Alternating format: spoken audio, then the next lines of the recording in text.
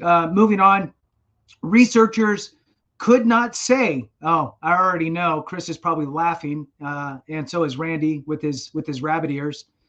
Researchers could not say whether the discrepancies were a result of post-military work preferences or tied to veterans' unique military skills, but they said the finding indicated that younger veterans may be more likely to be forced into unhealthy jobs, a concern that deserves further study. Oh, and by the way, money probably. So let's get some money to do another study. So your thoughts on that paragraph, real quick, and then there's only basically a paragraph left. Yeah, it just anytime somebody says two things that aren't mutually exclusive and says, "Well, I don't know if I can discern between the two," it drives me a little crazy. So, researchers could not say whether discrepancies were a result of post-military work preferences or tied to veterans' unique military skills. Well, in my mind, maybe it's both. Statements like that drive me a little bit nuts. I'm not going to go down, a rabbit hole this time. Chris, I'm going to throw this one over to you because those kind of vague, statements of the obvious drive me a little bit nuts. So. Yeah, in the next paragraph is that we all need to do a better job of understanding the transition cycles that veterans have, and ask ourselves the questions: are they being underemployed, right? Um, the Are they being put at unnecessary risk? We have OSHA, we have freedom to work wherever we want. We have veterans that hopefully are leveraging the support infrastructure and networks and the training prior to getting out. You have veterans preference. You can watch all the videos that we've done to date. That's going to help you understand all the different options and how to write resumes and how to do a good pitch and how to make sure that your value as a veteran is being recognized, even by others who may not understand the value of a veteran yet.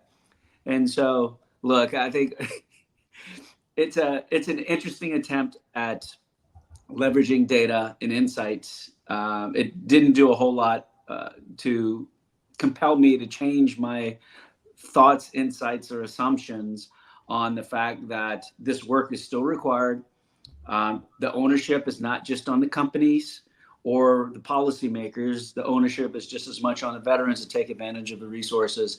And yes, we've all had to take jobs that weren't great at the time, but they were a stepping stone to something else.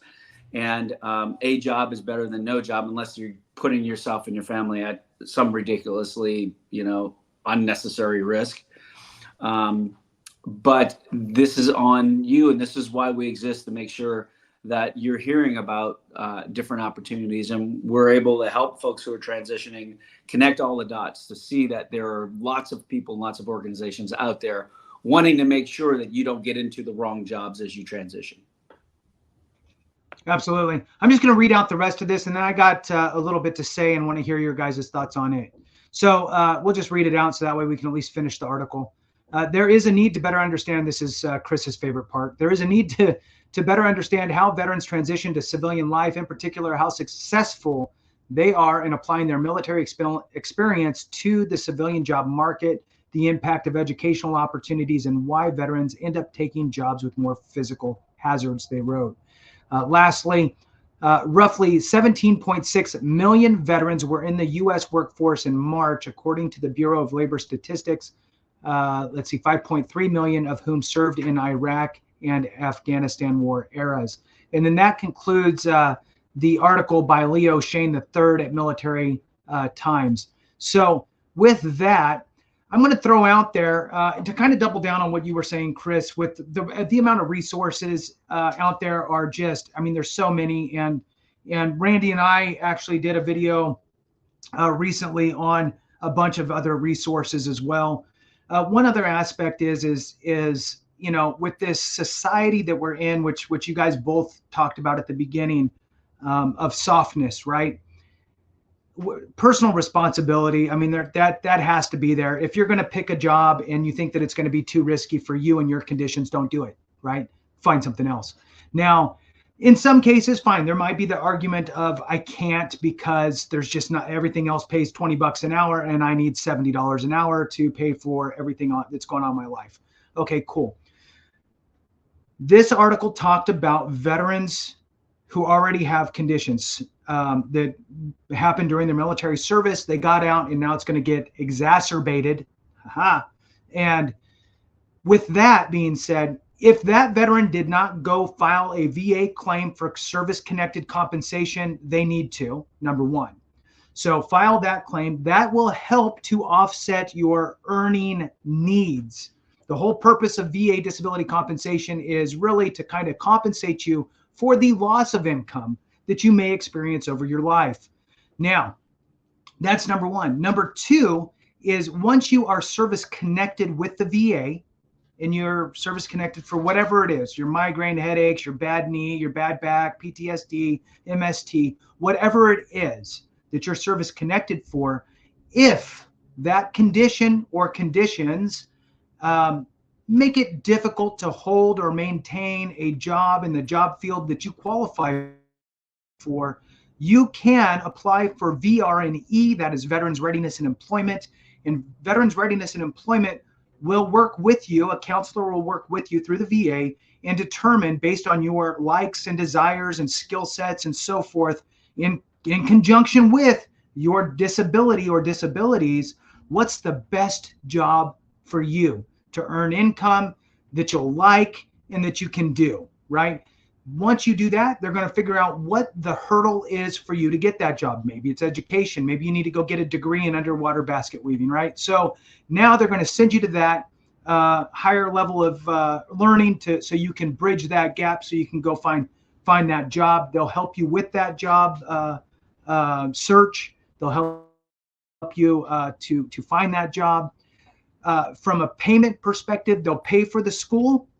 And here's an interesting part.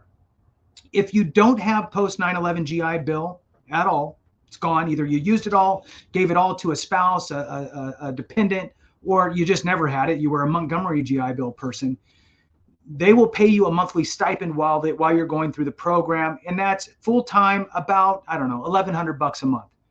However, if you have any post 9/11 GI Bill remaining, they will mirror that monthly housing stipend amount up to about $3,200 a month.